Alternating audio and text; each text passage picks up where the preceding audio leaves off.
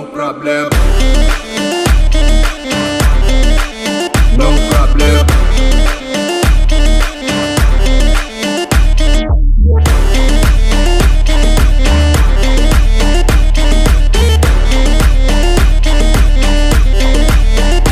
Düğme düzülüğüne, dinlediğine Neredeyin bugün görünün ertiriyor Beni çağırıyor yine de şağalar Gideyim seni kaytaral yanıdan Söyle ya dumanlı derler Ne tanışmıyor sana bu yerler Keyif şeyine bir sene iyi Doymadım yine de isene değdi Çocuk çocuk çocuk Meselesi çocuk çocuk çocuk Meselesi çocuk çocuk çocuk Sarı berde meselesi yönük ey çocuk çocuk çocuk Meselesi çocuk çocuk çocuk Meselesi çocuk çocuk çocuk Sarı berde meselesi No problem.